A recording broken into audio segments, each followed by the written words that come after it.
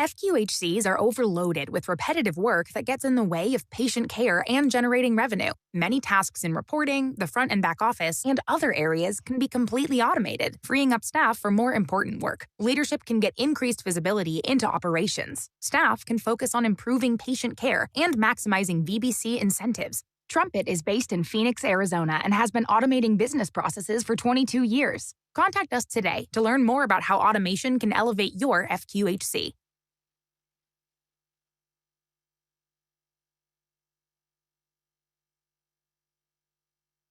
FQHCs are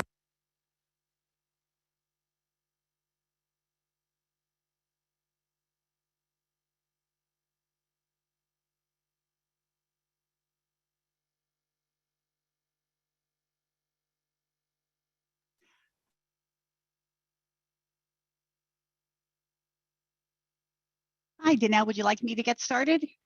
Nope, I'm gonna get started. Okay.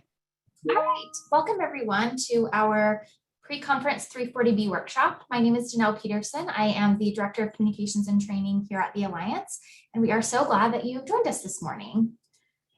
I want to thank our pre-conference workshop sponsor, Trumpet.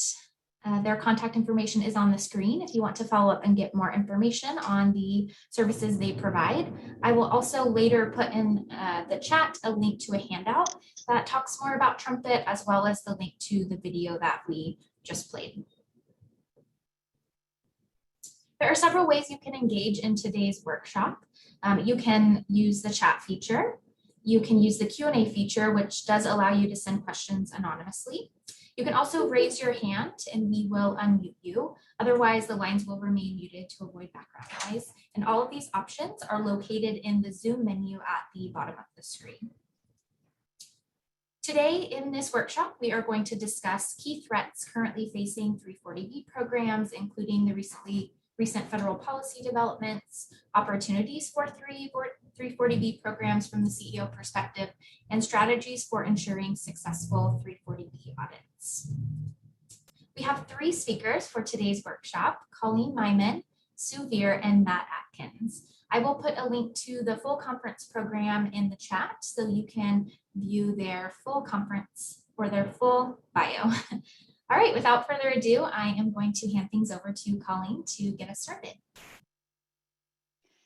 Hello, Arizona pharmacies. Let's see if you can see my screens here. Is that looking good? Can you see it? Okay, great. Let me just pull it over here. Wait, you can or you cannot? You can? Okay, don't ask me how because I can't see it on my end, but I'm not going to complain.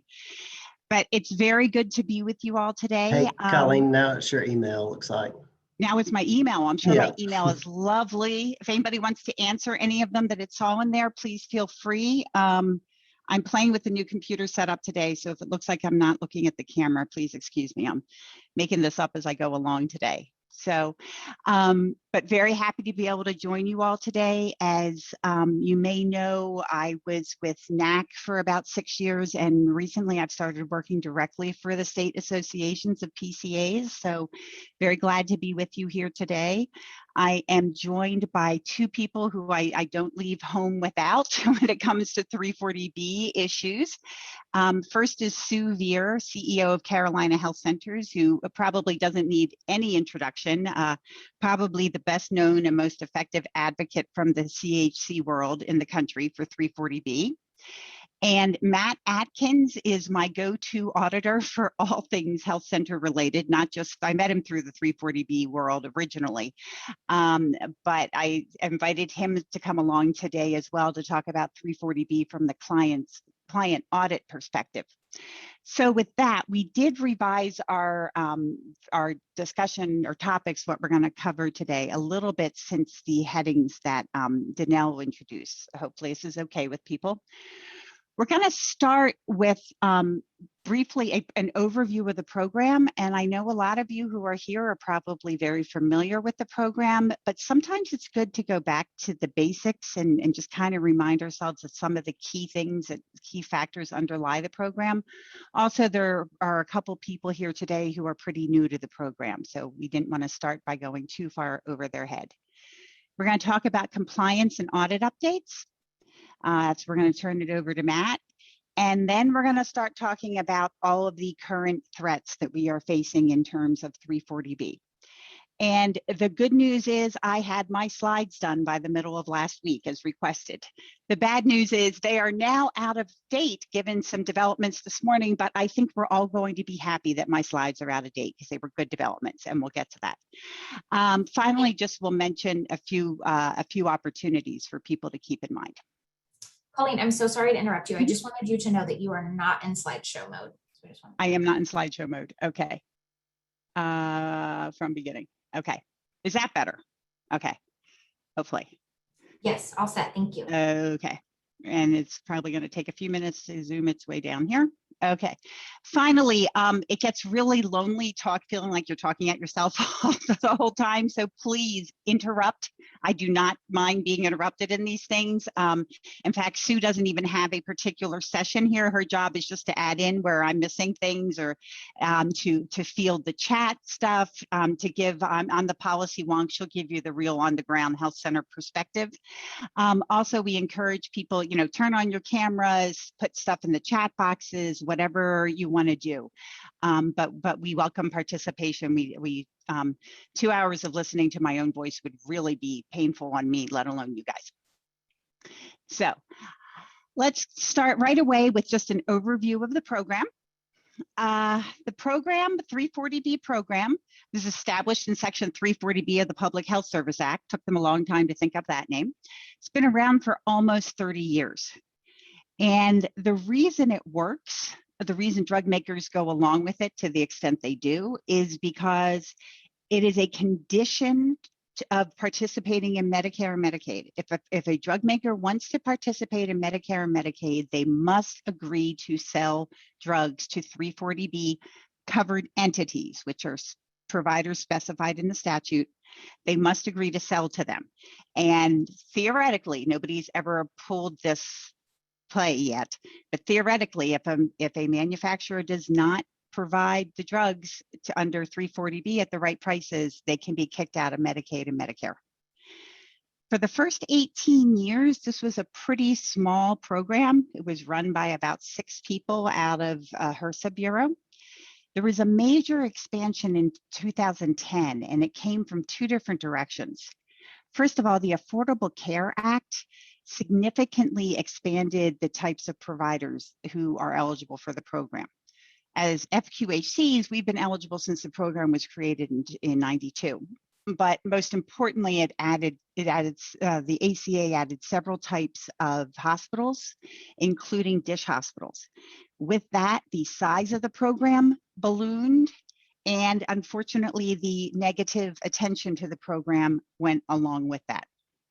The other thing that happened in 2010 was that prior to that, either health centers or any covered entity, if you wanted to dispense 340B drugs, you had to have your own pharmacy. Not surprisingly, very few health centers had their own pharmacies. Very few health centers could dispense drugs, and this goes for other covered entities as well. Well, then HRSA started saying, okay, you can have one contract pharmacy if you want. Okay, we're going to let you have one contract pharmacy. And then in 2010, they said, you know what, we're going to allow you to have multiple contract pharmacies. And that also caused the program to expand significantly. And depending on who you talk to, that was a great thing in terms of expanding patient access, or a horrible thing in terms of, increasing the demands on manufacturers and the size of the program. But you put those 2 things together, and there's a reason that the program has really exploded in attention in the last 5 or 6 years, coming out of these 2 expansions in 2010. As I said, the types of providers that are eligible for 340B, the official term is covered entity. Important thing to know is that about 80% of the dollars in the 340B program go to hospitals. Now, there's about 6 different types of hospitals. But I always say that hospitals are 80% of the dollars and about 99% of the bad press that we're hearing around 340B. The remaining 20% of the dollars are among what are called the grantees. And FQHCs, both grantees and lookalikes, are in that heading. You'll also see Ryan White providers, you'll see TB providers, family planning, STD, all of those sorts of things. Bottom line, though, is that health centers are only about 7% of the whole program nationally. And what I keep saying is that we are being collateral damage in a war that's really about the hospitals. We're small, but we're getting hurt. Moving on, the size of the discount. So the 340B statute says you manufacturer have to sell the drug to these eligible providers, the covered entities, at a discount. The general discount is, it's based off of average manufacturer price. It's 23% off for a brand name drug, 13% off for a generic drug. But then if a drug's price is rising faster than inflation, there's an additional discount. And the faster the price rises relative to inflation, the bigger the discount gets. So you can get to the point where the discount keeps eating away more and more of what you're supposed to pay for the drug, until you actually get to the point where there's a negative price for that drug. Well, the world we've been living in for the past 30 years, they've said, oh, you know what, if the inflation penalty is that big, that the discount is bigger than the cost of the drug, health centers just have to pay a penny. And that's what we call penny pricing, okay? Interestingly, in the American Rescue Plan, which was just passed 2 months ago, a month and a half ago, it changed the rules, because the rules for our 340B discounts are the exact same rules as for Medicaid rebates. It's just Medicaid gets rebates afterwards, we get them up front, okay? But what changed in the American Rescue Plan is that Congress said, hey, you know what? You know how we've said that if the discount is bigger than the whole price of the drug, then like in 340B, you pay a penny? If that keeps happening, we're going to start, I think it's in 23, manufacturers are actually going to have to start paying to get the drugs out.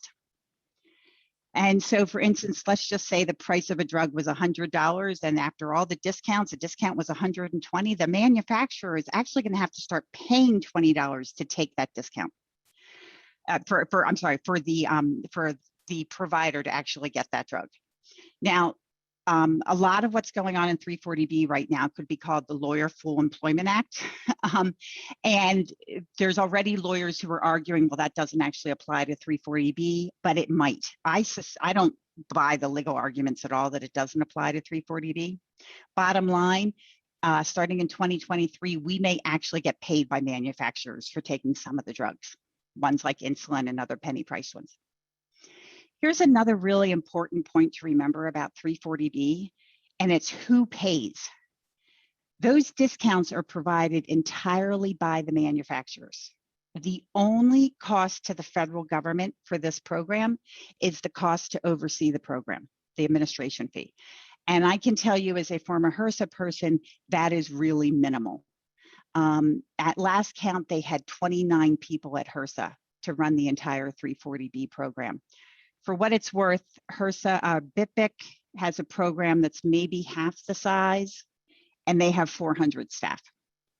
So if that gives you some idea of, at least from the federal government perspective, this is something of a bargain because it's the manufacturers who pay for it.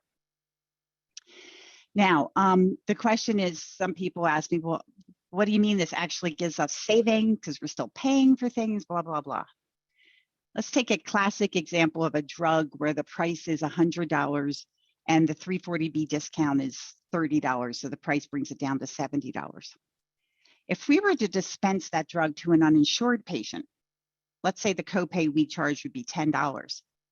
Well, thanks to 340B, we've lost less. We're still losing money, but instead of losing that difference between paying $100 and getting back 10, we're only losing the difference between paying $70 and getting back 10. Makes dispensing drugs a lot more affordable for uninsured patients and underinsured patients. But the piece where we're really getting a lot of pushback right now is, let's say that same drug is dispensed to somebody with insurance. Well, the insurance knows that the regular price is $100. And the way the program was designed, the insurance company was supposed to pay you $100 for that drug. So thanks to 340B, you only pay $70. But the insurance company pays you $100, so there's $30 of savings there that health centers get. Okay, that's what we call the savings, and I'll emphasize this more in my next slide, but those savings underlie not only a lot of support not only a lot of what health centers do in their pharmacies, but a lot of other health center programs as well. So I'll repeat this in the next slide, but anybody who says that 340B is just about pharmaceuticals is either not educated or not looking at the statute. 340B is about much more than pharmaceuticals. It's about freeing up funds to support pharmaceutical services and other services. One other thing, just how are the drugs dispensed? We typically used to talk about in-house pharmacies, which were pharmacies that health centers owned, and contract pharmacies. This is what you started being able to do in 2010, where you could contract with CVS or Walgreens. We've recently changed our terminology to say that instead of in-house pharmacy, we're saying CHC-owned pharmacy, because it's really important to note that a CHC can own its own pharmacy and it doesn't have to be on the same site as one of its care delivery sites. Like you have one, Sue, don't you?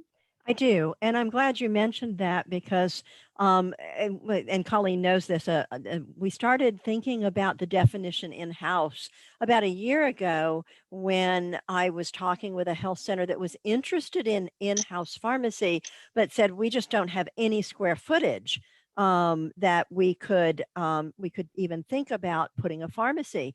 But then in conversation, they mentioned that there was a vacant small retail building down the street from them. And I said, well, have you thought about possibly leasing or buying that? And they said, well, then it wouldn't be our pharmacy. And so we kind of walked through, well, it doesn't matter where it's located.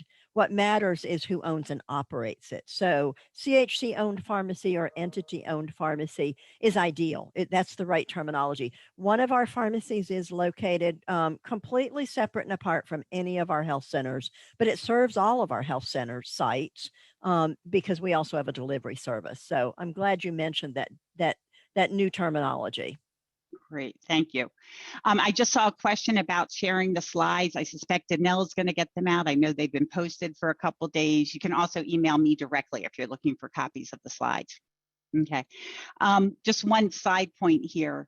Prior to 340B being created back in 1992, it was possible to count on two hands the number of health centers that provided pharmacy services at all. That was less of a concern in 1992 than it is in 2021. It was still a concern, but nowadays, 20% of every dollar spent on primary care in the United States is spent on pharmacy. Like I've had some people say to me, oh, we're a health center, we're too busy, we don't want to be in the pharmacy business. To which my response is, if you're doing primary care in 2021, you're in the pharmacy business whether you like it or not. You can't, and Sue will talk about that a little further, but you can't be really doing what you need to be doing for your patients in primary care without getting into pharmacy. So this is what I said before, but I think it's really important to emphasize. Congress wrote, unfortunately not in the statute, but in the report language that accompanies the statute. When they created the program, they talked about what the purpose of the program was. And they said it was to enable places like health centers to stretch scarce federal resources as far as possible in order to provide more comprehensive services and care for more patients. In other words, it is not just about discounted pharmaceuticals. It's about freeing up resources to provide for all sorts of care at a health center. In fact, one of the beauties of 340B compared to, say, your BIPIC grant, your Section 330 grant, is that, yes, it's program income, those savings, you have to use it for things that apply to or fit under your scope of project, but you don't have to submit a plan in advance. You don't have to decide right now what you're going to do with those funds in 12 months. It's very flexible. It's very fungible. A lot of health centers got through the early days of COVID with their 340B savings. Increasingly, with all the oversight, it's hard to find money that gives that level of flexibility, but this program does.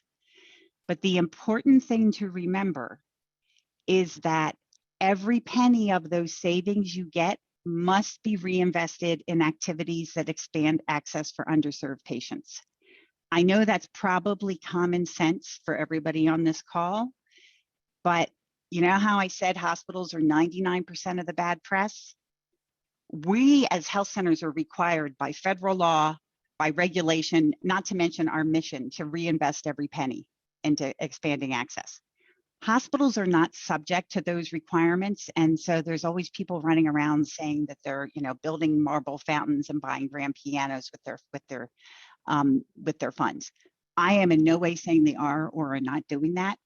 But when you talk to outside groups about 340B, it's really important to emphasize that by law, by regulation, and by mission, we put every penny into expanding access to care. Now, next slide is Sue's, the Holy Trinity slide. Like, oh no, you got it. There you go. Yeah, we talked about this just a little bit ago, that Colleen said something about, your Trinity, and I went, that is my holy 340B Trinity. And it really was born out of something that my chief medical officer said well over 10 years ago. When we my gosh, now it's been well over almost 15 years ago, but we had an in-house at that time pharmacy, but it was only reaching our patients in the local vicinity. We're spread over 3,708 square miles, and we have 12 medical sites.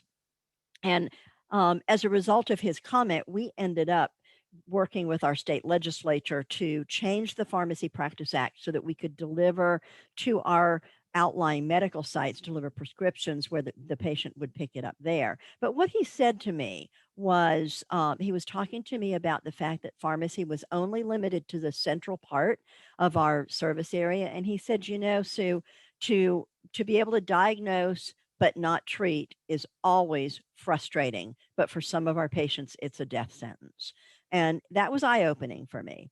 And what it's driven home to me over and over and over again is the fact that access to affordable medication is one of the key drivers of clinical quality outcomes, so improved clinical outcomes. But not only does it improve clinical outcomes for the individual patient, it improves the population health of the communities we're serving. That in turn has an impact on the capacity of our overall healthcare delivery system. Essentially, it bends the cost curve of the healthcare delivery system in the right way. It is one of the primary legs that supports a primary care medical home model. By keeping people well, we keep them out of a lot of specialty care. We keep them out of the hospital. We eliminate the use of the emergency room for primary care. There's so many ways that it impacts or bends the cost curve in the right direction. And recently I was asked about doing a session at the 340B Coalition Conference on the impact profile of how 340B impacts care at health centers, and my health center in particular. And one of the things I keep thinking about is that if you removed the benefits of 340B, that broader benefit that Colleen was talking about, which was the congressional intent of this statute, if you remove that benefit, what would the price tag be to keep our community health center program whole? Mm-hmm. It's huge. Mm-hmm. It's huge. So really the value proposition, not only for us in our communities, but nationally of this program lies where it intersects the access, quality, and the capacity of our healthcare delivery system all intersect. Great. Thank you very much, Sue, for that. And as we said, feel free to just interrupt anytime when you have questions. The next point I want to make, this is really for people who are kind of new to the program. There are now a lot of materials and resources, places you can go to get more information about 340B. I can say with confidence, having spent almost 30 years now doing federal policy work, I have never seen a program as complex as this program, and I have never seen a program as potentially high risk and high benefit at the exact same time. It is a program where what you do not know can and will hurt you. So in fact, I'll talk about that a little bit more when we get to the compliance section. but it's really important to take advantage of the resources that are out there, and particularly the resources that are out there that are specific to health centers. 340B in the health center world looks different in a lot of key ways than it looks in, say, the hospital world. And so it's important to make sure that you're not just getting information from hospital people. So related to that, I do a whole presentation on which is like the it's sort of the safe sex version of 340B contracting. It's be very careful about when you pick your partners, okay? Not everybody who is out there talking about 340B and offering to be your partner understands 340B well. Not everybody understands 340B in the health center world. I used to have a fun game I would play because, you know, I'm easily amused. I would go around NAC conferences to the 340B tables at the, you know, the big exhibit hall things, the vendor hall. And I would say to people, oh, I just have two questions for you. Can you tell me how sliding fee scale works at a health center? We'll have one of our people get back to you. Can you tell me how the board works at a health center? Well, give me your address. We'll get back to you. To which my response is, if you don't know enough to know those basic things about health centers, you don't belong here talking to health centers. But please know that not everybody shares that level of commitment. The last thing you'll really note is that never have I worked in a space where I find so many people who do not share the mission of expanding access to care. One of my family rules, I have 2 teenage daughters, and one of our family rules is assume positive intent. And ever since my younger daughter was around 12, she knows the caveat, which is assume positive intent, except in 340B contracting, because there are enough not good apples out there. So that takes me back to the resources, some places you can start to either find what you trust or find people who can tell you where to go for stuff you can trust. NAC has a 340B manual. Actually, Matt, Sue, and I were part of the team that wrote that manual. It's a couple years out of date, but 90% of it is still good. Just Google the title. AACHC is the official arm of HRSA that does their training in TA. It's a long story, but basically HRSA doesn't have in-house training in TA on 340B. They contract it out. They recently hired a staff person who came from a health center pharmacy just to help with health centers. Her name's Michelle Fox. She's great. Some of you might know her. There's her email address. Tim Millett is the other person I don't leave home without usually, but he had a conflict today to talk 340B. Tim Millett is a health center pharmacist. He's now with 340 Basics at TPA, but he has been under contract with NAC for a couple of years to provide training in TA on pharmacy issues. You can talk to him. And finally, NoddlePod. If you're not familiar with it, NoddlePod is an online discussion forum. It is limited to members of the CHC community, so you have to request an invitation. You can't just get in. There are 2 sites you might be interested in. There's one that's general pharmacy, and they get into all sorts of pharmacy stuff that I don't understand because I only play a pharmacist on television. And there's one that's very specific to 340B advocacy, because in the past year, as we'll discuss, the attacks on 340B have been just never ending. And some of us just want to know 340B advocacy without knowing which diabetes drug you can swap for which other diabetes drug, which is what's on the pharmacy stuff. If you want to join NoddlePod, please email Tim. He would very happily get you signed up for one or both of those sites. Colleen, I just want to add. I just want to add some quick accolades to Colleen and others. You know, around how the resources have just grown and blossomed. Because, like I said, 10 years ago, I was telling somebody today. 10 years ago, I went to the 340B Coalition meeting, and around the round table, we might have been 45 or 50 in attendance, and now those meetings are hundreds of people. We also had NAC has a 340B work group, which we really convened by sheer necessity to get information out.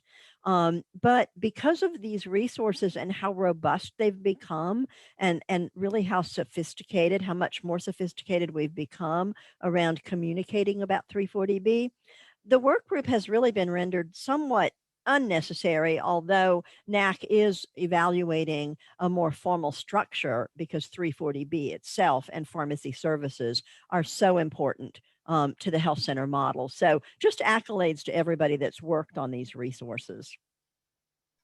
Absolutely. Well, you two have both been very involved. Matt wrote the beginnings of the audit section, which is a great transition actually to our next piece, the audit section of the 340B manual. You'll find all sorts of self-audit tools. Officially, it's $250, but if you bought it before and you can prove it, you should get it for free. So compliance and audit updates. I'm going to start with some very high level things.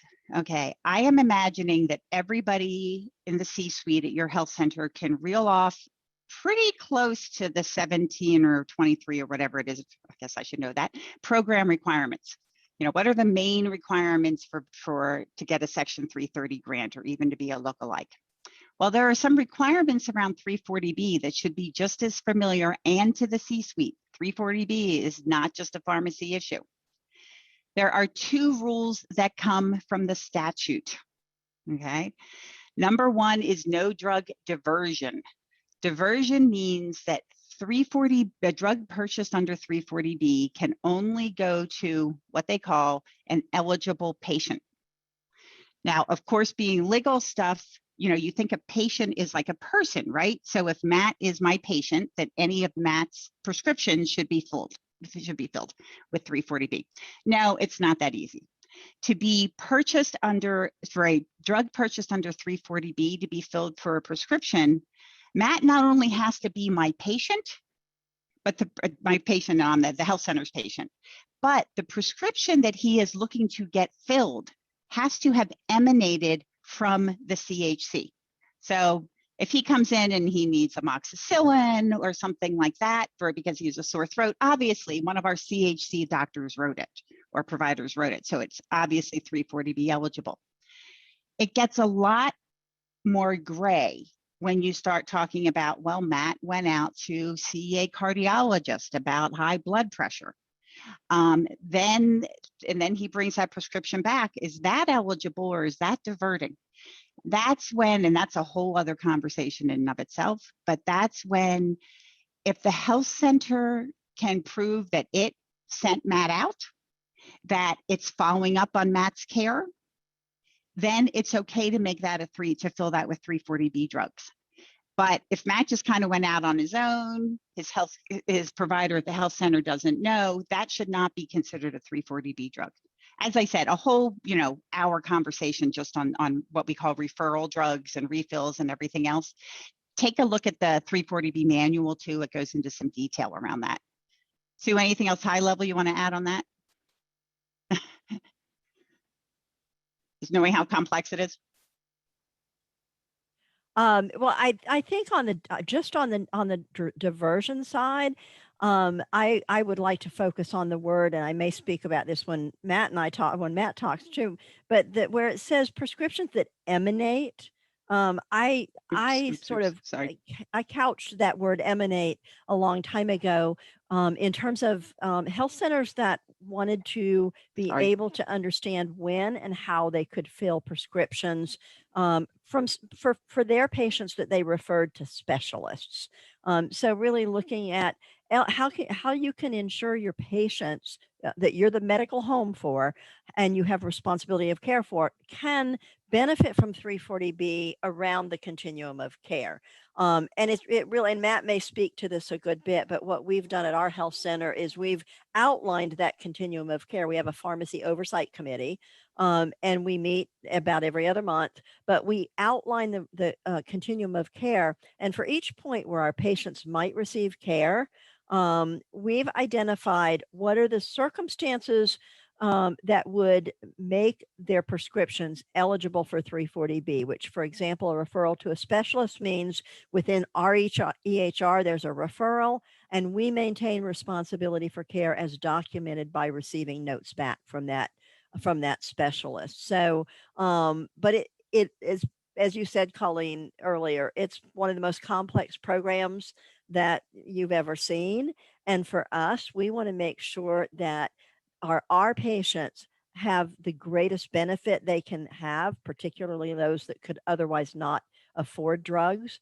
But it's important to really assess that and make sure your policies address that. Absolutely. There's a reason that on some hours we call this program 340 Shades of Gray. With all the that comes along with that. If you are looking for really clear-cut guidance on a lot of things, you've come to the wrong program. But take a look at the resources that are in like the NAC manual, and it will be helpful. Rule number 2 that comes from the statute is no duplicate discounts on drugs dispensed to Medicaid patients. So let's say the health center, dispense a drug to a Medicaid patient. Well, here's the problem. That drug could be eligible for a 340B discount, but it could also be eligible for a Medicaid rebate on the back end. The statute is very clear that there are 2 potential discounts and that only one can apply, but it isn't clear which one.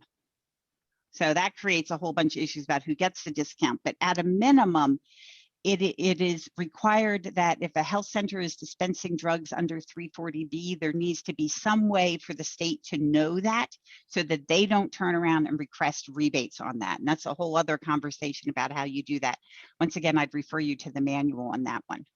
And Colleen, I would, I know you may get to this when we start talking about some of the recent challenges to the program, but keep in mind that the prohibition against duplicate discount only applies to those situations where a rebate is statutorily required. And there's only 2 of those, and that is Medicaid and the Department of Defense. So manufacturers talk all the time about the rebates that they pay. But they're the 2, for example, commercial PBMs and insurance, third-party insurance, or that because they want those entities to market their drugs or use their drugs. Those are not statutorily established rebates. I know you're probably going to talk a little bit about. Oh no, but that's a really good point to make now, because they would prefer that we forget that distinction. Yeah. They would prefer that we just say, oh, anytime there's the possibility of a rebate, we are responsible to make sure that doesn't happen or to inform them. That's not the case. I'll be talking later about the importance of asserting our rights and being clear what our rights are and not letting them, bamboozle us into thinking we have to do things we don't have to do. Because as I said, we cannot assume everybody in this world is operating under the same sense of mission. True. So, okay, next one. So these are the 2 that come from the statute. Okay. Next, there are some rules that come from HRSA. And it's just important to know that part of why this program is such a mess, to use a technical term, is that HRSA has very, very little authority to implement regulations. This has been decided by the courts. They've been asking for authority for a long time. They haven't gotten it, etc. And so everything is a little mushy, to put it mildly. But here are the things that we highly, highly recommend that you do, just so that you don't become the next one who has to go to the court over this, okay? First of all, you need to maintain auditable records documenting compliance. I would recommend that you have a policy in place that says how long you keep them, and then you keep them that long. Because often with this level of gray, it's more important that you have a policy and follow it. In a lot of cases, same thing with referral prescriptions, same thing with auditable records, lots of areas here. It's more important that you have a policy and you follow it than actually what the policy says, okay? So you should have a copy of, have a policy and make sure you stick with it. If you have a contract pharmacy, make sure you can get your hands on those auditable records, even if they go out of business.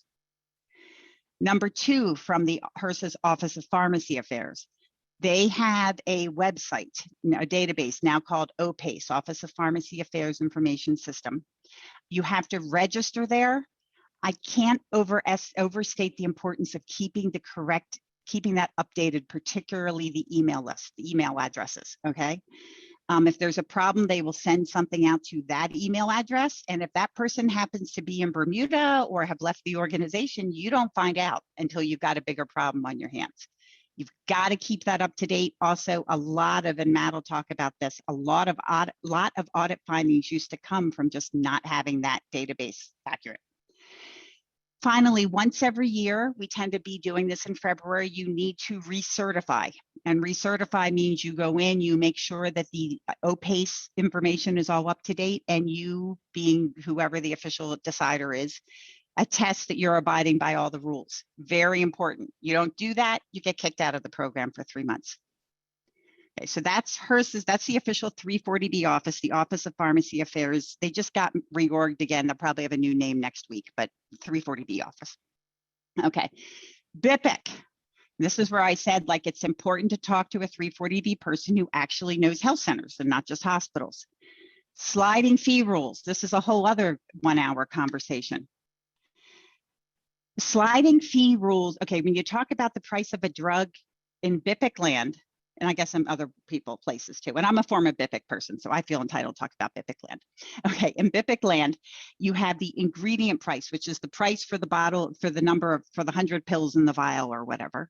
And you have the professional dispensing fee, which is the cost for the bottle, for the pharmacist time, for the pharmacist tech time, for the label, the bag, blah, blah, blah. BIPIC rules say that the sliding fee rules apply only to services and not to supplies. And they define the professional dispensing fee as the cost for a service. And they define the cost of the pills, the ingredient cost, as a supply. So what that means in concrete terms is the sliding fee scale does not apply to the cost of the drug. It applies only to the professional dispensing fee. That's number one. Number two, if you have a professional dispensing fee, it is subject to all of the sliding fee scale rules, nothing over 200%, at least 3 gradations between 101 and 200%, et cetera, all those rules.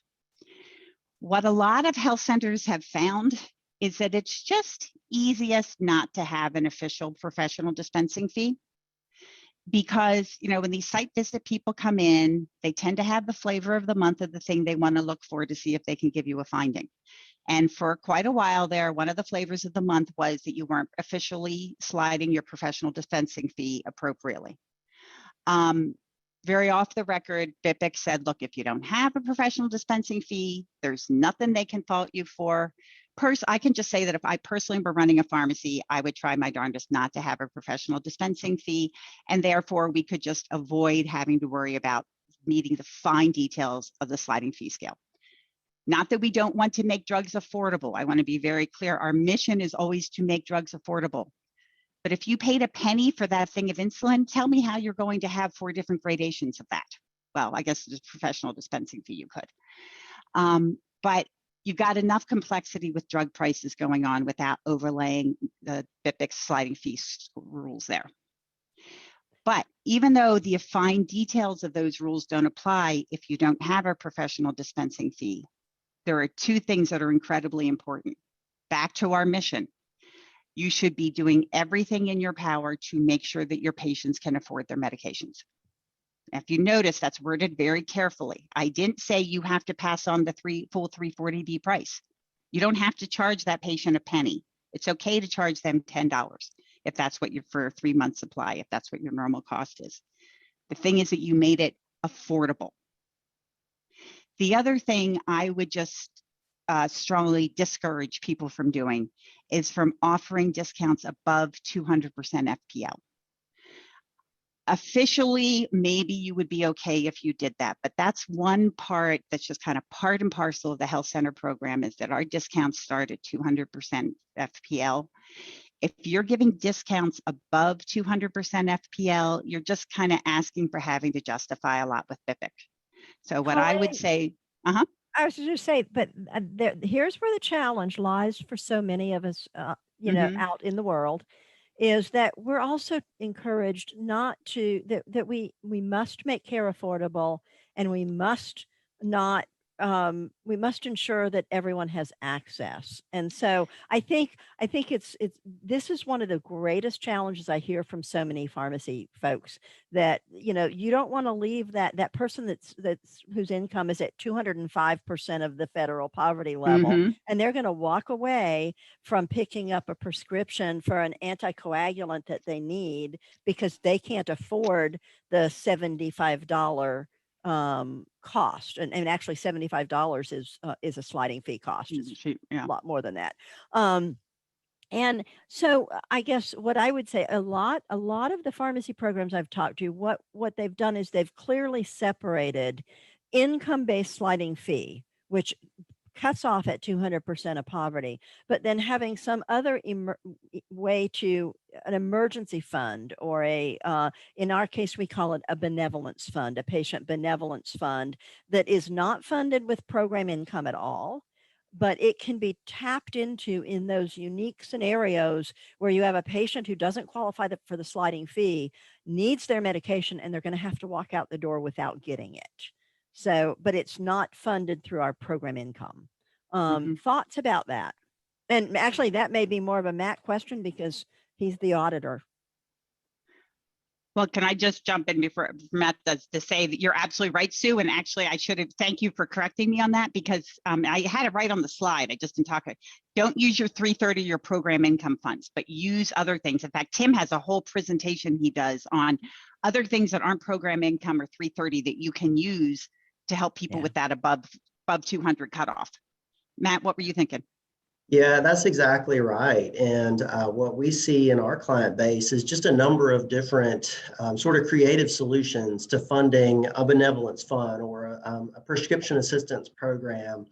And they may be fundraisers within the community or within the health center itself. I see a lot of Blue Jean Friday paid days that go exactly towards supporting access to affordable medications or access to other care, whether it's transportation issues or what have you. So a lot of different creative ways. And I'd just offer, there's a way you can have fun with this as well while helping your patients. I even heard about somebody doing a talent show. Wow. And they raised an incredible amount of money because everybody wanted to come hear the doctors sing or see the doctors dance. And they raised, literally one talent show, they raised $65,000. So you can have fun with it. That's a good point, Matt. Definitely not 330 or program income, having the doctors sing. I don't know why I'm having, okay. I am missing a slide here. Okay, I must have deleted it somehow or other, but my final thing before I turn this over to Matt is I would encourage every health center to say to yourself, how much of your funding comes from 330? And how much time do you spend investing in 330 compliance? Keeping BIPIC happy, preparing for your OSVs, preparing applications, all that. Now, how much of your financial sustainability is due to repeat? And how much time and energy do you? I'm just going to posit, let's say the 340B is as important financially to the stability of your health center as 330. I would posit that at a minimum, you need to have the same level of focus on 340B compliance as you have on 330. I would argue maybe even higher, given how complex and high risk the program is. But unfortunately, most health centers that I've talked to put disproportionately less focus on 340B, considering how important and how at risk it is. So I would encourage you to really do some hard thinking about what how much focus you're putting on 340B. And with that, I'm going to turn it over to Matt, my go-to auditor on all things, to talk just about some of the highlights of what we're seeing with audits right now. Matt, I'm going to stop sharing and let you share. All right, give us just a moment, y'all, on the transition here. Okay, hopefully that's working for us. Thank y'all. I'll skip past this slide here. appreciate the opportunity to talk with you about compliance. We've heard from Colleen just briefly about all the great things that 340B can do for us. And so I wanted to review with you some recent HRSA audit findings, some trends that we're seeing there, so that you can help protect those savings that are so vital to serving your patients. One of the newest data request list items from the fiscal 2021 audits and the HRSA audits run with the federal fiscal year. But one of the new data request list items that comes when you get your HRSA audit engagement letter, which sounds so great, is about your Medicaid fee-for-service billing documentation. So if you're a carve-in, they're asking that you list and fill out this table basically for your health center's sites and locations that are carve-in. Now, this could be your clinic administered drugs in your medical sites, or it could be an entity-owned pharmacy. So here's an example table that they've provided. Interestingly enough, the request itself is not new. They used to request it while they were on site for the audit. So now you actually have more time to prepare for this request. But one of the things that I might challenge you with is if you're a carve-in site, I would encourage you to go ahead and fill this table out right now. Danelle said the slides were available to you, so this should be easily accessed, but go ahead and fill out a table just like this. It's a really great self-audit tool, and you can use this tool to help audit your Medicaid exclusion file, which we'll talk about, and I'll show you some examples shortly.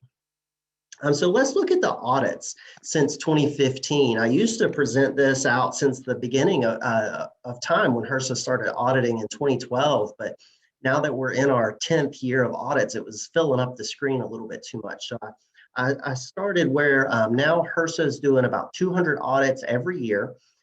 All indications are that they will continue to do 200 in 2021. Remember, we're not at the end of fiscal 2021 yet, so we've still got some audits to go. But the health centers, as Colleen mentioned and had it in her slides, are a very low proportion of the total 340B program. So it makes perfect sense that health centers would run about 15% of the audits each year that HRSA performs these 200 audits. And I'll just mention that the 2021 results, those are posted through the end of April. So all of the completed audits, that's what we're looking at when we look at the 2021 numbers. So many more audits to be performed there. And interestingly enough, since 2016, we're really on an upward trend for the health centers in the gray bars there in audit findings. So if you have an audit from HRSA, you're about 70% likely to have an audit finding, at least one, as a result of that audit in the health center world. Now, interestingly enough, in 2021, we're seeing a larger number, and that's a little bit unusual for this time of year, about the halfway mark for completed audits. Usually we see all the no findings audits and at first, and therefore that number starts out low and then ticks higher as the audits go on and those results get finalized. Not so in 2021. So it'll be really interesting to see if that trend continues. We'll look at some specific audit findings so that we can dive into that a little bit more and unpack that. Let's see here, I'm trying to move my slides here. Here we go. All right, so in 2018 and 19, I wanted to focus on 2018 and 19 findings for just a moment, and then we're going to look at 2020 and 2021 separately because there's a little bit different of a trend here. So in 2018 and 2019, we had a tremendous number of duplicate discount findings, both as a percentage and in volume. And so a lot of duplicate discount findings. And what kind of happened was HRSA sort of caught the low-hanging fruit in their mind for issuing an audit finding, and that was around clinic-administered drugs in many cases. And so we're going to look a little bit closer at that when we get to the next couple of slides, and we're going to really talk about what you can do to prevent duplicate discount findings. But To that point, health centers have done a great job of responding to those findings, updating the Medicaid exclusion file, and really working to ensure program integrity, which is at a very high importance for health centers and other covered entities. Health centers have historically had a very small proportion of diversion findings. The other statutorily defined compliance requirement there, at 15% in 2018 and 19 combined. That number has generally been fairly small, usually as a result of a data error in your contract pharmacy or in the TPA. And then incorrect OPACE record is another spot where we've historically seen quite a few findings. And as Colleen mentioned, it's so important to keep OPACE up to date, making sure your authorizing official and primary contacts are up to date, but also making sure that the addresses and things like that all match your information and accurately reflect how you ship 340B drugs and things like that. So looks like I missed updating the slide title, but these are 2020 and 2021 audit findings here. And so we can see a big shift in the types of audit findings. The duplicate discounts are down. The incorrect OPACE records are up. We also have a little bit of incorrect or inaccurate Medicaid exclusion file findings. Those are kind of like a duplicate discount finding, except for you were able to prove that no duplicate discounts occurred in those cases, or the situation wouldn't have resulted in a duplicate discount. And again, a very, very small amount of diversion findings in health centers for 2020 and 2021. So let's look at ways we can enhance compliance and really protect those savings. And we'll start with the Medicaid exclusion file and duplicate discounts or an inaccurate Medicaid exclusion file finding. And where we see this happen oftentimes is when health centers make different carve-in and carve-out elections by their associated sites. And so a really easy example for that, because I had a health center one time that had, they purchased 340B drugs for all of their clinic locations, and they dispensed those drugs and billed them to Medicaid. But in one location, they had marked carve in, another location, they marked carve out.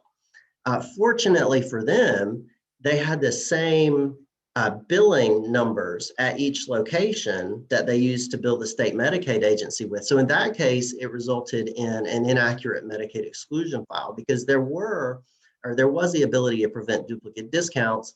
We just didn't have that database fully up to date. But in another example, let's say we had different billing numbers. Well, that could actually result in a duplicate discount. And so that demonstrates the importance of making sure that we have our Medicaid exclusion file correct, that we audit what we bill to Medicaid, and I'll show you how to do that.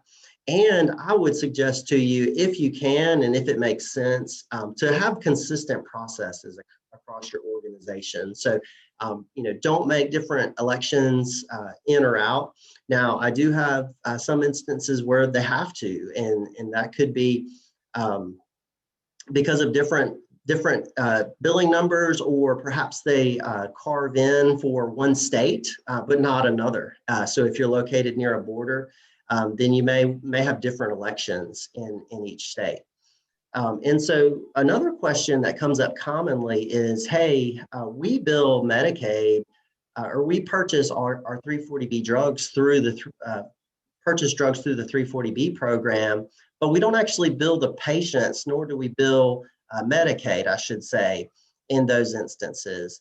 And in that case, if you're not putting those charges on a bill, then you're carve out. You can answer, no, we're not going to bill Medicaid fee for service for that. And so that's a really important distinction. And so we can look and talk about ways that we can audit that. Matt, would you, one of the areas, and you may be planning on talking about this in a minute, but one of the areas that many, many years ago was very confusing for me, and I had an aha moment and went in and changed our carve in, carve out question on every one of our medical sites. So our pharmacy our dispensing pharmacy has its bills under its own NPI. However, at the medical sites, we have carved in purely for the purpose of using 340B for clinic administered drugs, because there's no dispensing pharmacy billed under those numbers. So is that something you run into in terms of carving in for clinic administered drugs? Yes. At the medical sites? Yes. So in those instances, you are billing. It's on your form 1500 that you use to bill your state Medicaid agency. And I have an example of that where we can look at it to know how to audit it if you're not already doing this.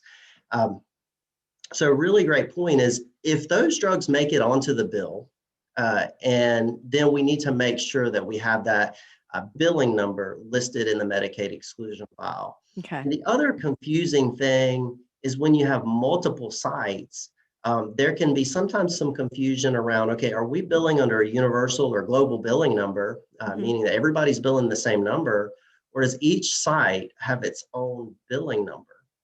And when you've got 28 sites, as one of our clients does, and they each have their own unique billing number, it becomes a process to keep up with some of this. So that's why I kind of would almost go back to that HRSA data request list, number 8, that we started with, and say, let's go ahead and build this out where we can easily track what we're doing, and then we can audit to that. So really great point, Sue. Thank you. All right, so before we get into the form 1500 and those bills, let's look at a snapshot of the Medicaid billing section of OPACE. And I want to be careful here. This is not the Medicaid exclusion file, although this information will ultimately should make it into the Medicaid exclusion file. The Medicaid exclusion file is a quarterly snapshot of your Medicaid billing information that's in OPACE. So if we make a change to our Medicaid billing section in OPACE, which we can do at any time, it only becomes effective the next calendar quarter, but only if it's in before the 15 days prior to the end of the previous quarter. So in other words, we have until June 15th to make changes for those changes to be effective July 1st of this year. So if you need to make changes, just keep that quarterly snapshot in mind because that is an important distinction to make. So I wanted to look at this one and point this out. And obviously these are just example numbers, but this health center has said, yes, we're going to bill fee-for-service Medicaid for drugs purchased at the 340B site. And in this instance, we want to list our Medicaid billing number if we have one, or we want to list the NPI numbers that we use to bill Medicaid with. And I say or because you might use only one, or you might use more than one to bill Medicaid, depending on those instances. And the other thing that Sue alluded to is, okay, if we have clinic administered drugs that are purchased at the 340B price and we bill those drugs to Medicaid, we also might have an entity owned pharmacy. Those two NPI numbers are likely going to be different. And so in those instances, we want to add both NPI numbers that we use to bill Medicaid. In this instance, or example, one for our clinic administered drugs and one for our in-house pharmacy. And so you need to fill this Medicaid billing information out for each associated site. So you can see it can be quite time consuming if you have a lot of sites or a lot of billing numbers to add, but certainly integral to maintaining compliance and preventing a finding from HRSA. So where do you go to find these numbers and how can we audit them? Well, you'll start with your revenue cycle folks, your billing folks. They'll be able to help you pull some example 1500s that you use to bill Medicaid. Have them look at out-of-state Medicaid to see if you ever bill out-of-state Medicaid. Sometimes if you're located close to another state, you'll be a provider in that state as well. And then also you'll want to check with your pharmacy folks to see what what numbers that they're using inside of their retail pharmacy point of sale system, basically, to adjudicate those claims. And those are the numbers that you'll list in the Medicaid exclusion file. So if you'll remember, one of the NPI numbers that we had on the last slide was this 1122 and on. That was listed in our Medicaid exclusion file. Auditing to these forms will actually help you determine what you should add to the Medicaid exclusion file. And then make sure that those numbers are accurate. Sometimes we transpose a number, or we leave off a leading zero or something like that. So make sure that those are accurate. Matt, we did have a question come in, if you want to take that now. Is there ever a reason to remove those numbers from OPACE? Hopefully I'm saying that right. If they are old numbers for the clinic that are no longer used for current billing? Yeah, that's a good question. And so there would be a reason to remove those. And that really is just to reduce complexity for that Medicaid exclusion file. So when you're doing your audit, your self audits, if that number is no longer in use and you've talked with your billing folks and it's been deactivated, and you really are no longer ever going to bill any claims for that number, certainly you could go ahead and remove that. I would caution you though, so if we say, okay, maybe we're going to close this location, but we're going to move to a different site, but they assign us a new billing number for whatever reason, we might have claims that carry on for a few months, whether that's 60 days or so for us to finalize those bills and get those out, but then get those paid. You might leave that in there as a carryover for a few months. Certainly won't hurt anything to leave it in. But if you're not using those numbers, it can reduce the time you spend auditing your Medicaid exclusion file. HRSA could cite for an inaccurate number if you truly are no longer billing with it, but I think that'd be pretty rare. I can't imagine that would happen. And then just the other side note on that is remember that the Medicaid exclusion file is that quarterly snapshot. So if we remove it today, it won't be effective actually until July 1st, which again, no issues there. And so then I see another question has come in as a follow-up. Is there some type of documentation we should keep if we do remove those numbers to have that documentation in the event of a HRSA audit to show that we did have them in there? The Medicaid exclusion file is that quarterly snapshot. And so what you can do is you can actually go out to OPACE and you can go to downloads and look at the Medicaid exclusion file. It'll let you select the quarterly Medicaid exclusion file that you want to look at. So HRSA has a historical record of it. The documentation that you would need to keep on your end would simply be your regular audit trail. So the ability to show that those patients or those bills, encounters, whatever they may be, dispenses, were billed with those numbers and that at the time it was listed in the Medicaid exclusion file.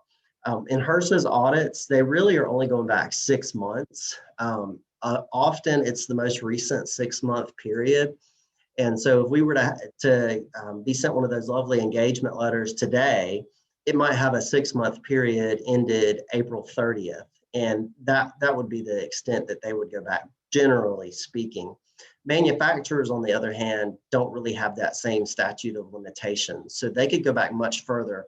And one of the areas that they can make good faith inquiries on is duplicate discounts. So I'm sure Colleen's got some information on that with all the excitement and activity that's going on around some of those areas. So I'll let her speak to that. But yes, you can generally access the information you need to maintain compliance or show proof there. Good questions. So let's look at the, we got another Medicaid exclusion file question here. Let's see. I believe my Medicaid exclusion file is up to date, though the Medicaid billing tab in OPACE is only showing a fraction of our info from the MEF. Does the MEF supersede this OPACE tab? Yes, it does. So the Medicaid exclusion file is that quarterly snapshot. In fact, let me see if I can get this pulled up here for you. and show you all how to download it while we're looking at it and on the subject. So I think you should be able to see OPACE here. And if you simply go to reports and files, you can then go to Medicaid exclusion files, and then you can download the Medicaid exclusion files by quarter. And you can see this one goes back to 2017, the last quarter of calendar 2017. And HRSA actually has historical data that can go back further than that. But that's how you get to that. And that's what you should audit to, is the Medicaid exclusion file itself, because that's what the manufacturers are going to look at. And that's what the states are going to look at in their efforts to prevent duplicate discounts. So we have another question. All right, how do programs like GoodRx come into play with 340B and Medicaid billing? Can a patient use GoodRx if they are on Medicaid? There seem to be so many options out there to lower costs. And I don't know if we've got a pharmacy person on the line that might be able to unmute and help us with some of this question, but I'll certainly take a stab at it. So the GoodRx basically accesses PBM networks to pass along different negotiated rates to patients or customers that are picking up their prescriptions at a pharmacy. In some of those cases,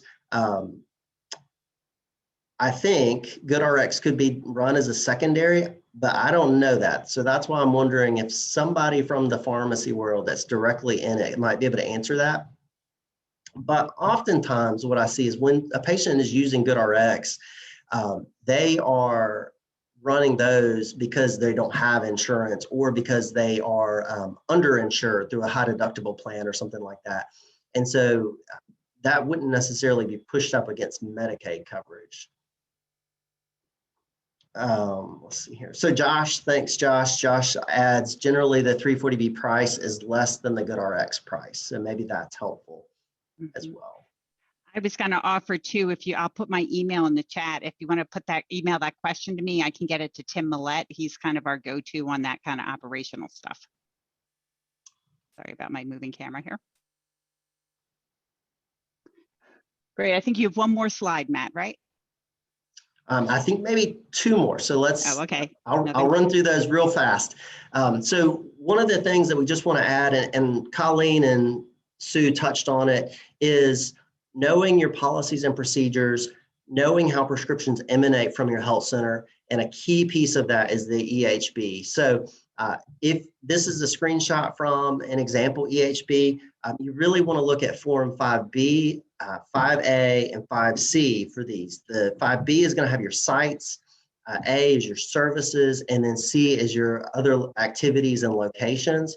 Understanding these items in your EHB will really allow you to articulate well to a HRSA auditor how a patient might meet your patient definition in various scenarios.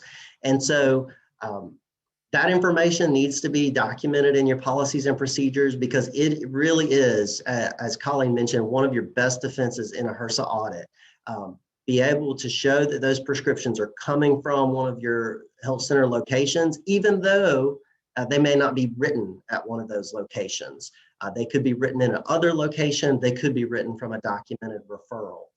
So Sue, I don't know if you have anything else you want to add there, but if not, we'll want to get back to Colleen's lost slide. There it is. I knew it was somewhere. The only thing, I think you captured it perfectly, Matt. I mean, we have seen such value to our patients when we are able to provide those 340B prices around the continuum of care. And it does also promote that responsibility for care. It promotes that coordination of care. Policy. Make sure it's written in policy, make sure everybody understands it, and make sure you're auditing, I guess would be self-auditing is the other thing I would emphasize. And if you need hints for self-auditing, either call or email Matt or look at the NAC manual. So, okay, and please, thank you for the discussion, and please just keep sending things in through the chat. Here's the slide. I knew it was in there somewhere. But the one other thing I would ask you to focus on is every health center leader should be able to talk about what 340B means to your health center. And that should be really 2 points. You ensure that low-income patients can afford their medications, not the same as charging the 340B price. Sometimes you charge less, sometimes you charge more, but it's affordable. And number 2, how do you expand access? How do you use 340B savings to expand access to your medically underserved patients? So we're going to start talking in a minute about all the threats to this program. And this information, the ability to easily, succinctly describe what 340B means in terms of access is key to pushing back. You should have a one-pager, every health center should, describing what you do with your 340B savings. Also, you can have a growing number of health centers are putting videos on their webpage talking about how they make drugs affordable. And a big shout out to your preceptor of the year, Matt Birch, who was also the first health center to do this and put a script out for all health centers around the country. So it's a great video if you get a chance to take a look at that. So going to move on to threats on 340B. There will be a summary slide at the end because I know there is so much going on right now, as exemplified by the picture of whack-a-mole. I actually have a picture of me playing whack-a-mole somewhere, but I couldn't find it. But that's how 340B has felt since last July. You just about deal with one problem and there's another one and there's another one and there's another one, okay? We've got problems coming from the PBMs, the insurers, the Trump administration, people who are just purposely trying to confuse people. And it just seems to keep going faster and faster. Just to try to put some order around these, I would say that most, not all, but most of these threats that we're dealing with all come from the same root problem with the statute, or showing my Catholic background with a name like Colleen, that's not a surprise. The original sin of 340B, as I call it, pickpocketing. The 340B statute was written in such a way that it guaranteed that health centers and other providers could access 340B savings. But what it did not do is prevent other groups, private for-profit groups, from coming along and taking those savings right away from us. We used to refer to this as discriminatory contracting, which when we would try to talk to people on Capitol Hill about it, you know, we'd get to about the 5th or 6th syllable and their eyes would have glazed over already, which is why we've now started talking about it in terms of pickpocketing. But this is a general term that refers to practices by PBMs, by insurers. It was originated actually by the contract pharmacies. It's some way in which they figure out how to get the benefit of the savings that were meant to accrue to health centers and their patients and get it for their own sake, for their own pockets instead, at our expense. Classic pickpocketing is, oh, I'm a healthcare provider and, or I'm a healthcare payer. I think this is common knowledge, Humana in Arizona, that we're going to pay X amount for that drug. Oh, but if we find out it was purchased under 340B, we're going to pay X minus 31%. That is pickpocketing. They know that we got savings, so they take that savings directly for themselves. Or they will provide a service and they want a share of the 340B savings. And interestingly, the ones who have these contracts often only really care about our high-priced drugs, or the ones with a lot of 340B savings attached to them. The bad thing, anybody who understands the purpose of 340B knows that pickpocketing is against the law, against the intent. Unfortunately, it is not against the law. As I said, we're not dealing with people here who share the mission that we share about expanding access. I've had people say flat out to me, it's not illegal. My job is to care for my shareholders. We're taking these savings. Now, in the last year or so, as we've been trying to crack down on pickpocketing, and I'll talk about how we do that, we're seeing variations on the theme pop up. It's like if you can't get your hands on the savings directly, you'll find other ways to get your hands on these savings. And this is coming up particularly with PBMs, pharmaceutical benefit manufacturers. And the way this works is one of the major ways PBMs make money is that they go to the drug manufacturers and they say, hey, manufacturer, I'm just going to pick on Eli Lilly. Hey, Lilly, if we sell a certain quantity of your drug and, to our patients that we cover, you give us a rebate back. It's an incentive for selling. It's almost, honestly, it looks just like a kickback. It's a marketing incentive. And Lilly says, okay, if you promise to sell this number of our drugs, we'll give you that rebate back. The hitch is the manufacturers always say, we won't pay that rebate that was voluntarily negotiated between the PBM and the pharmacy and the manufacturer as a way of as a marketing incentive to sell more of their drug. The manufacturer says, we're not going to pay that on a drug dispensed under 340B. And so the PBMs look at it and they say, oh my goodness, if that drug was dispensed under 340B, then we can't get a rebate. Then we're losing out on money. Then our stockholders are losing out. So if we can't take the savings directly out of your pocket, we'll find a way to block you from getting the savings in the first place. We'll find a way of keeping you from using 340B for that drug in the first place. And the result will be then it won't be a 340B drug, and we, the PBM, can get the rebate and help our stockholders. Classic example of this, one of the large 3 PBMs has a rule that says, now not everybody pays super attention to this, but says if you're a 340B pharmacy, you can't even be in our network. And they control 25% of the drug coverage in the United States. That's their way of saying, you don't get the savings, we get it. And if you get them to help safety net patients, we're not getting them to help our stockholders. So we're going to block you from getting them.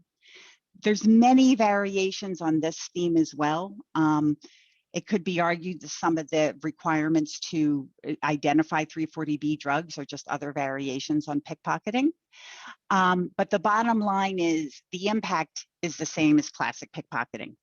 The PBM, the payer, whoever it is, gets the benefit of the savings and the health center loses out on them. Next slide. Okay. Now, this has been going on for years, but it has really increased in the last couple of years because it's a loophole in the law. And as more people learn about it, more people get in there. I used to say it was like 340B. Congress put the cookies in the cookie jar for us, but those are the savings. But they never put the lid on it. Well, then it got to the point that so many other people had their hands in the cookie jar taking the savings. We never got any of them. And then they started fighting with each other. So there's just a lot of fighting amongst, when the insurer wants to argue with the PBM, with the contract pharmacy over who gets it. People are getting more creative. Oh, well, we'll beat you to the punch. So there's all these people out there fighting over the savings that were meant for us.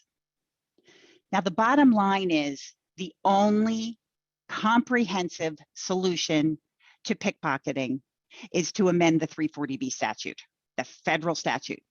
You say that in Washington, D.C., and if you want to watch congressional staffers run out of room at top possible speed, you say touch the 340B statute. I've had people say we just can't go near it. It's a hornet's nest made out of hornet's nest, to which my response is, that's great that you don't want to go near it because it's too much work. But in the meantime, we are being collateral damage. We are losing the benefit of this program because this pickpocketing is spreading so rapidly. There's more than one way to kill a program. You can take it out of the statute, or you can just let it be so taken advantage of that the benefit ceases to exist. And that's where we're heading. So what we're seeing happening is a lot of states are stepping up to the plate to deal with pickpocketing. As of last Friday, we have 13 states that have passed laws to deal with pickpocketing. 12 of them flat out banned it.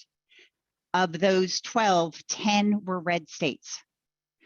Now, these are not guaranteed solution bills. They don't apply to Medicare Part D.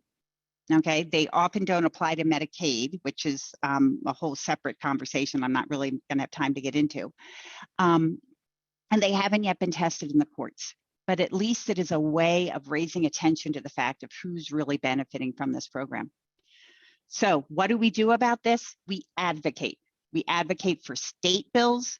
We advocate for a federal bill. And please, God, within the next 2 weeks, you are going to see a federal bill that we're going to be asking you to have your members of Congress co-sponsor. It's writing something that closes every possible loophole is taking much longer than any of us would like, but there is definitely something coming.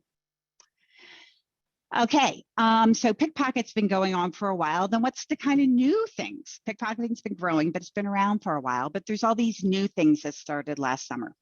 One of them Sue dubbed the Great Data Heist. And this goes back to that idea, you know how we said that there's a prohibition on duplicate discounts, and Sue very correctly added, there's a prohibition in the statute that says the same drug can't be subject to both a 340B discount, as outlined in the statute, and a Medicaid rebate, as outlined in the statute. Well, the PBMs also are aware of these rebates that they voluntarily negotiated with the manufacturers. And they would prefer that you not remember that those rebates are not set by statute, that they're just ones to boost the PBM's bottom line. So what they're doing is they're saying, hey, health center and other 340B providers, you have to tell us about every single drug that you fill with 340B. Started last summer with a drug company called Merck, using a website called Second Sight. A more recent example is Express Scripts saying that there has to be a modifier included on every 340B claim.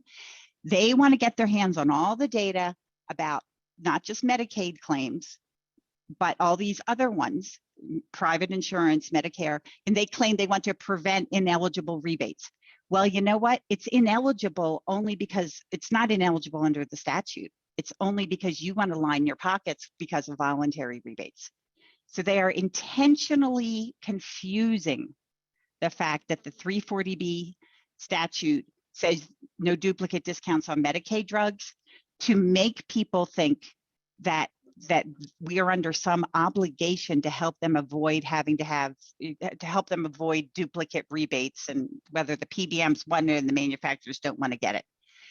It is a very inappropriate, I would go so far as to say intentional confusion. Every time we raise this in writing with one of the manufacturers, it's funny, the letter comes back and it addresses everything under the sun except this particular issue. So why would they want this data in the first place, right? Well, we're back to our old friend pickpocketing. There is absolutely no conceivable reason for them to want this data except to use it to pick our pockets, whether they do it directly by taking the savings, by paying us less, or basically forcing us to not use 340B so they can get the rebates. That's why I have the little picture of the breadcrumbs, okay? I have also likened these requests for data. It's like, okay, like you're gonna hand me the gun, you're going to ask me to put the bullets in it and then give it back to you so that you can use it against me? That just doesn't make any sense. You want us to give you data that will turn around and have us lose out on money, on the savings that Congress meant for us, so that your stockholders can do better. I'm sorry, no, that is not our requirement, and that is not a smart thing for health centers to be doing. Now, one thing to know is that pharma, this is a really important distinction here. Pharma is not our enemy on pickpocketing. Pharma gives these discounts, okay? They give them, they actually want to know that the discounts are going to help underserved patients, and that might come in handy later this year, as you'll see, okay? But they want the data too because they don't want to have to pay these rebates to PBMs. So even if it's pharma asking for the data, well, yeah, they're not going to pickpocket us, but what are they going to do? They're going to turn around and tell the PBM these drugs are 340B, and the PBM is going to turn around and pickpocket us, okay? Either way, in the absence of a national ban on pickpocketing, if you provide data on non-Medicaid patients to either payers or PBMs, it's just a matter of time until those savings go. So with that, where do we stand? Well, you're gonna see I have the three A's of how we're pushing back on this stuff. There's advocate, there's adjust, and there's assert. You assert, and health centers and 340B providers have done this beautifully. We just assert very clearly our rights. We don't fall for this argument that we are required to give them this information. There was millions of dollars put into building that second website where people were supposed to submit all of this data for the Great Data Heist. And the last we heard, maybe a couple dozen 340B providers in the whole country were actually submitting data. In other words, just refusing to play ball. And that is so incredibly important that people stick together on this, because for reasons I don't fully understand, but I trust the people who have told me, if they even get a little bit of data, they can extrapolate out enough to be really harmful to health centers. But the great thing is to know that everybody has stuck together and asserted our rights not to help them save money or make money. And it's just kind of on hold. It's been on hold since sometime last fall. The thing with Express Scripts, requirements to identify the 340B claims using a modifier. There's a couple issues there. We have concerns about identifying claims because of pickpocketing. The large contract pharmacies in particular have concerns about this because of the data burden and the fact that they don't identify 340B drugs till after the fact.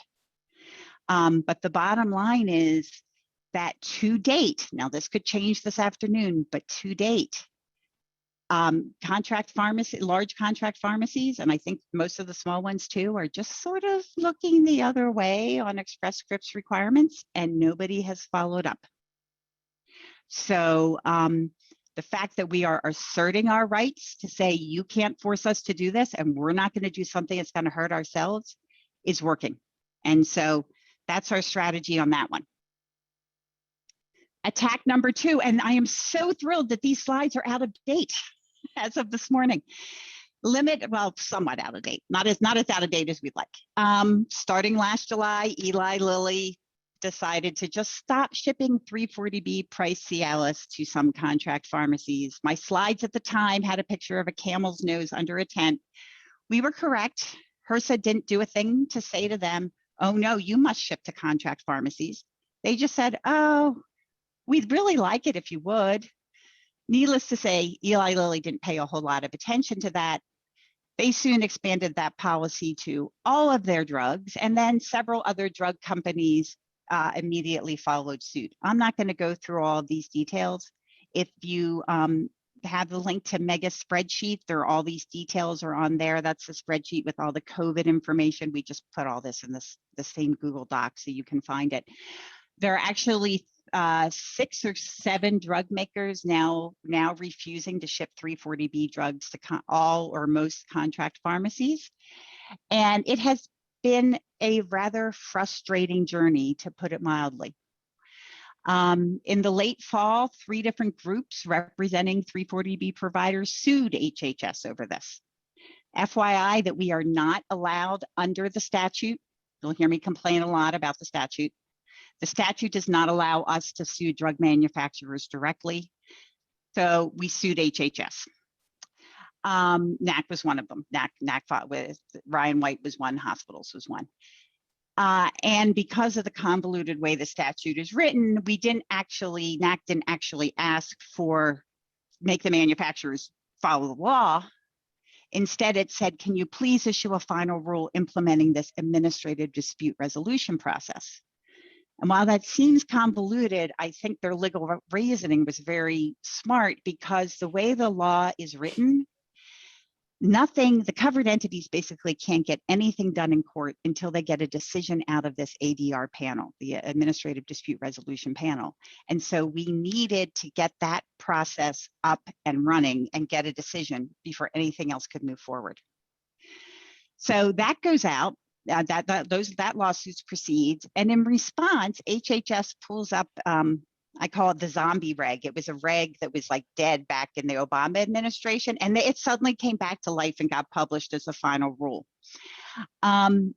It's really sloppy. It's got a lot of issues on it, but it did, from HHS's perspective, it put NAC's lawsuit on hold. So NAC's lawsuit is pretty much still on hold these days. But, you have to keep the lawyers busy. I've decided if my daughters want to know a career where they'll have lots of business in the future, they should go into pharmaceutical law.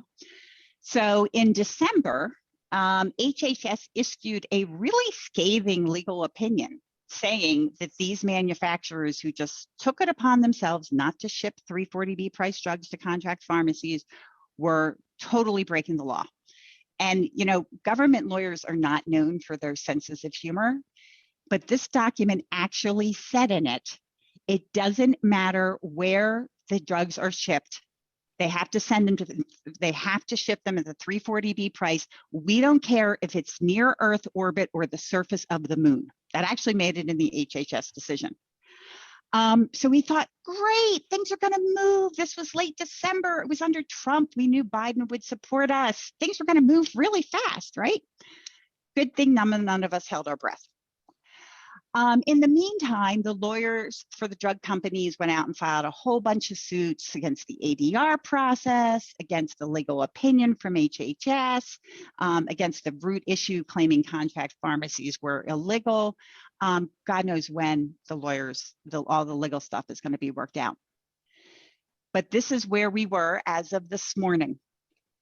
We were waiting for HHS to take action. And I will say, Xavier Becerra, our new HHS secretary, I have great confidence both that he is very supportive of covered entities when it comes to 340B, and I have great confidence in his legal know-how. He was the Attorney General for California. Having said that, we thought like he would get like sworn in on Tuesday and they would deal with this on Wednesday. Well, it's been like a month or so. It just feels like an eternity. But this morning, HHS finally took some action. They finally sent letters to 6 of the drug manufacturers saying, number one, what you are doing is illegal. Number two, you have to give us a plan by June 1st of how you're going to go back. We tell you immediately to go back to shipping to contract pharmacies and give us a plan to June 1st of how you're going to do it. Number three, you must reach out to all impacted providers and work out a plan to make them whole. And number four, if you don't do this, we may issue civil monetary penalties. That's government speak for fine you. Okay. That just broke at about 11 o'clock Eastern time this morning. Once again, it is not a sure thing. I expect that at least Lilly, if not some of the others, are going to refuse to abide and are just going to keep pushing the legal argument forward. But it is signs that things are moving at HHS. Okay. And bottom line here. I shared with everybody in my 340B group of contacts that I could send an email to. Dancing in the streets commences at 5 p.m. regardless of what time zone you're in. So everybody just be aware of that. Even though we know there's going to be pushback from this, and there's it's not it's not a silver bullet. Dancing in the street tonight. We know the right people are on our case. A really good legal team on our side. So absolutely. 2 other things though, just to be aware of. The ADR process is another route. The fastest thing is for HHS to do what it did, but the ADR process is not moving as fast as we'd like it to. The administrative the dispute resolution is run by like a panel, and the members of that panel have not been appointed yet, but hopefully that's moving along soon too. Bottom line is, I really do think this situation will ultimately be resolved in the health center's favor. I think it could take a while because I think they're going to keep pushing, but I do think HHS is on it. I also question whether health centers are really going to be made whole for this because, health centers, our job is not to just, like, I've had reporters call me, they're looking for the blood on the floor story. Who's the patient who didn't get their drug because Lilly cut this out? I'm like, you don't get it. That's not how we operate. We will turn hand flips and hula hoops to get that person that drug somehow or other. The impact here is not that as much that we paid so much more for the drugs. It's all of the additional work that needed to be done to protect patients from the harm of this. While in the meantime, managing a pandemic on the side. So we're actually having some conversations, and I welcome anybody who could weigh in on this. I'm happy to have a conversation later. But ideally, health centers should be made whole for the hassles and the losses associated with this. One of the things we're looking at is if they are fined, who gets the fines? looking forward to that. Well, I don't have to worry about that today. A good point to that, Colleen, is most of our the folks managing our pharmacy programs responded quickly, and for example worked with our TPAs to block those NDCs. So in fact we just blocked the NDCs. We put in an enormous amount of work putting in place automatic substitution and things that would prevent us from having that huge monetary impact. But it has a cost associated with doing that. So to that to your point. Absolutely. So just please know we're keeping our eye on that ball as well. Now moving ahead to a couple other threats. Let me turn it here. This is just something I want people to be aware of. Oops. This thing does not seem to like how I control the cursor. There we go. Ugh. I'm sorry. Okay. This is just something I want people to be aware of. PBMs are not having a great day right now. There are a lot of states are going to crack down on PBMs. I'm not claiming a great deal of sympathy here, but you should just know that anything associated with PBMs is getting some bad press right now in a lot of places. PBMs engage in a practice called spread pricing, which is where, let's just say they work for Cigna. I'm just making up Cigna. And so they might reimburse the pharmacy $20 for a drug, but charge Cigna $60 for that. And that $40 difference is called spread pricing. And that's getting a lot of negative attention right now. There was a report that came out about a year and a half ago that the PBMs in the state of Ohio's Medicaid program, one state, just Medicaid, 1 year, cleared $250 million with a B dollars by spread pricing, just in Ohio Medicaid in 1 year. Wow. So there is a big effort to crack down on spread pricing by PBMs. The problem is, tell me if this sounds like something I just spoke about, people who don't like 340B are trying to claim that the model of 340B savings is spread pricing because we pay one amount for 340B and we charge the payers something else. There's nothing people need to know right now, do about this right now, but just be aware of it.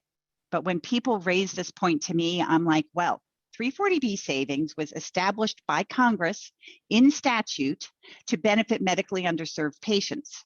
Spread pricing was a business practice instituted by PBMs to benefit their bottom line. I don't think that's really a fair comparison, but just please know that that's something we're increasingly hearing about 340B. Oh, people are all engaged in spread pricing. Attack number 4, and this one we had some good news on, rebate method. Late last summer, early last fall, many of you probably know the name Calderos.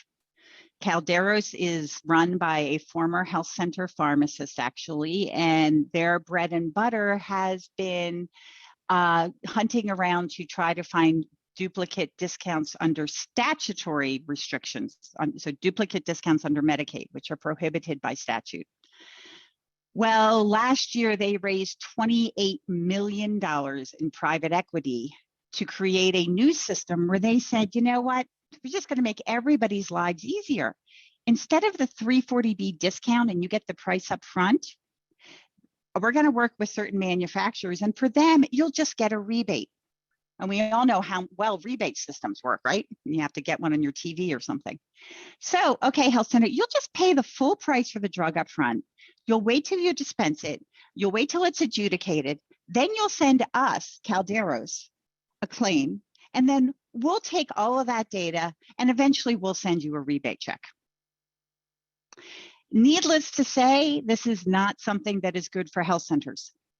It's huge cash flow issues, a private third party deciding when and if we get the 340B benefit.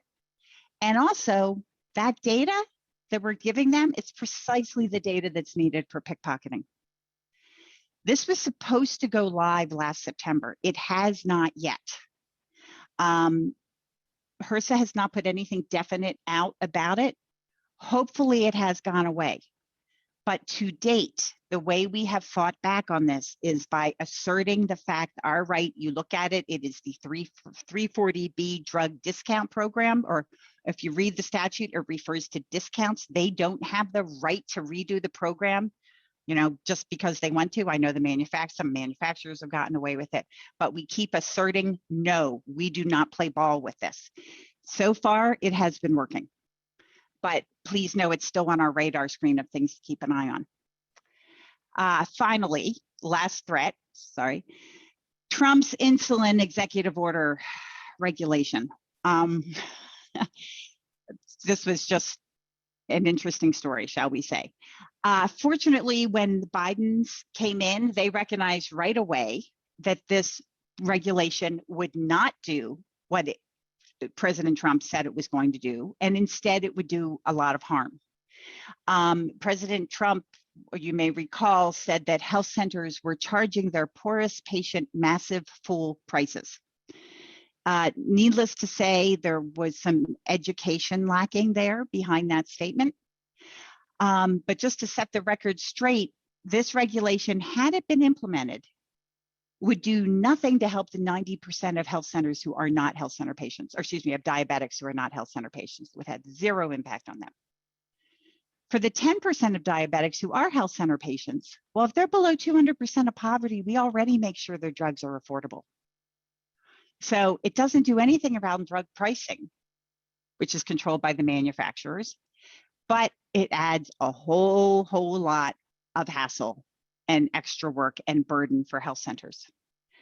So the Biden HHS recognized this. And in his first full day in office, Biden went to basically put the reg on hold. We thought that was the beginning of the end, but that weekend, social media lit up with people claiming that President Biden was intentionally raising the price of insulin. So obviously that is not what's going on here, but there's a lot of need for education to explain to people what this does and doesn't do, hence the setting the record straight part. What HHS did instead was to delay it, hoping to do some education, hoping to calm things down. On Monday, they sent something to HHS, I guess it was last Friday.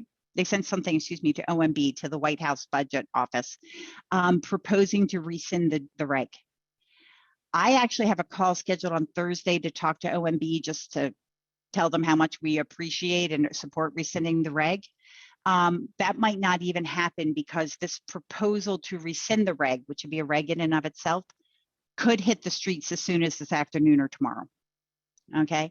As soon as it does, it is absolutely critical that we get a ton of comments submitted. And I've been talking to NAC, we'll get a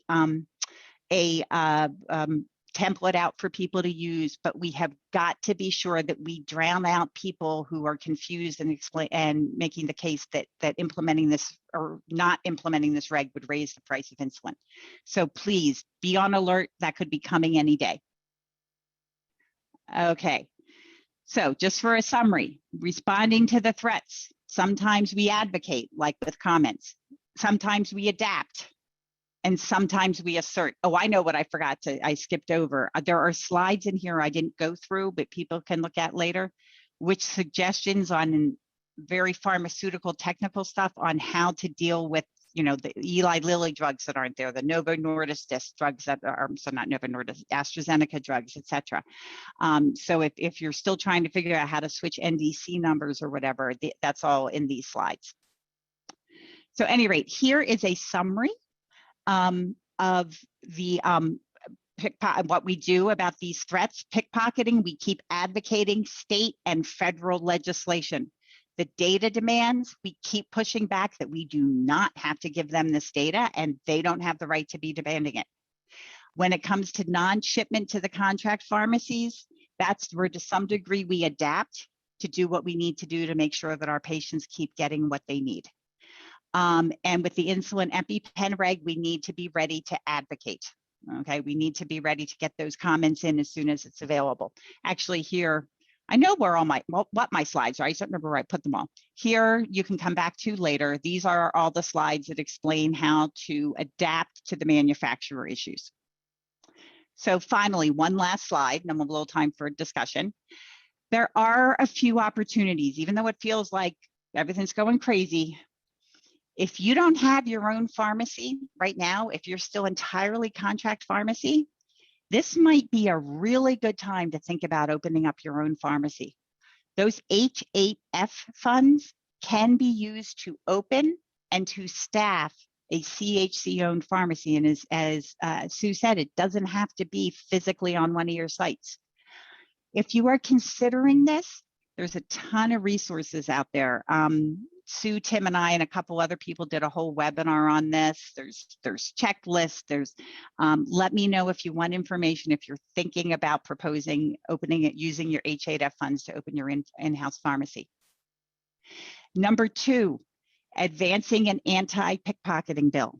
As I said, we've had progress in 13 states. We have at least another 8 or 10 that are actively working on anti-pickpocketing right now. We have all sorts of model legislation. We have all sorts of draft talking points, borrowed liberally from your PCA colleagues, but please know that there's a lot of appetite in states for this right now, in particular, because just last December, the Supreme Court gave states the right to regulate PBMs when it comes to ERISA plans, or just to regulate PBMs in general. And so a lot of states are jumping on that bandwagon. And that's how a lot of PCAs have gotten this stuff moved, is by attaching an anti-340B protection bill to an anti-PBM bill.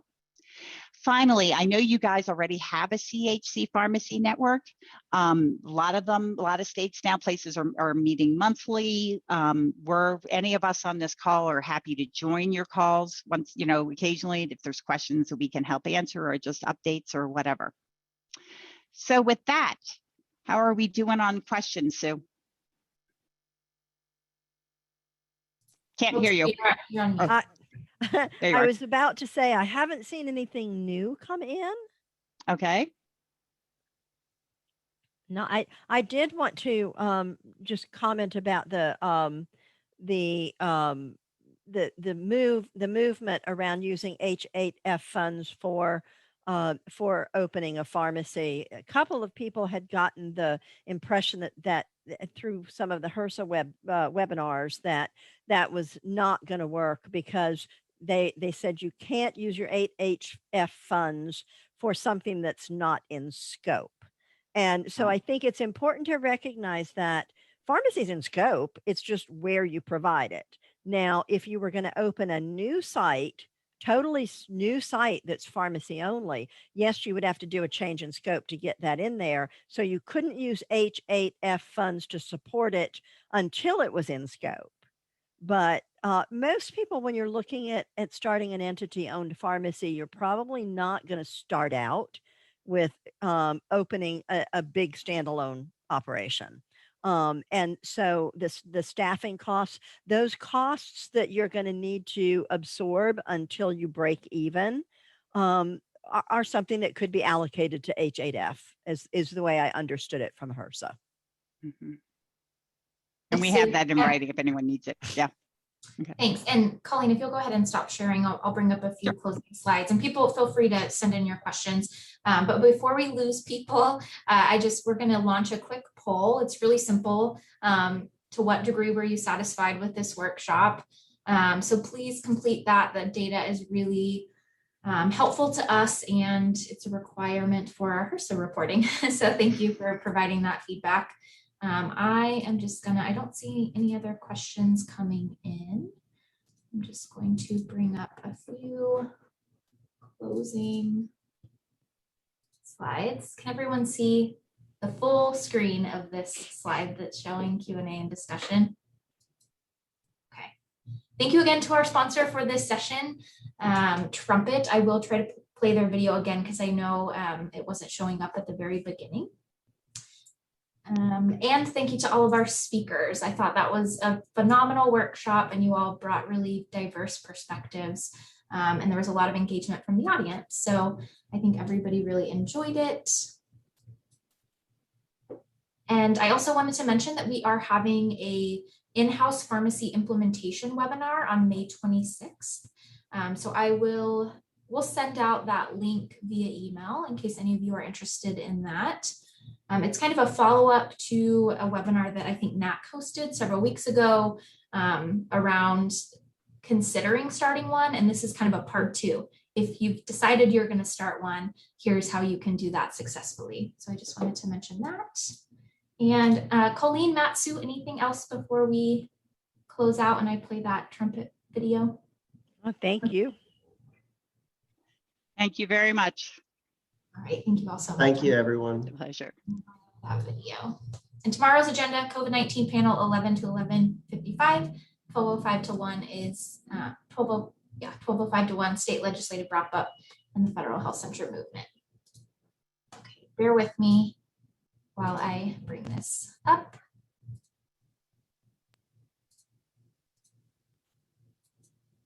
FQHCs are overloaded with repetitive work that gets in the way of patient care and generating revenue. Many tasks in reporting, the front and back office, and other areas can be completely automated, freeing up staff for more important work. Leadership can get increased visibility into operations. Staff can focus on improving patient care and maximizing VBC incentives. Trumpet is based in Phoenix, Arizona, and has been automating business processes for 22 years. Contact us today to learn more about how automation can elevate your FQHC. FQHCs are overloaded with repetitive.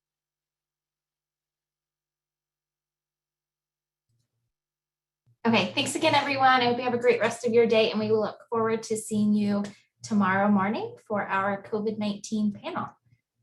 Thanks again. Bye-bye.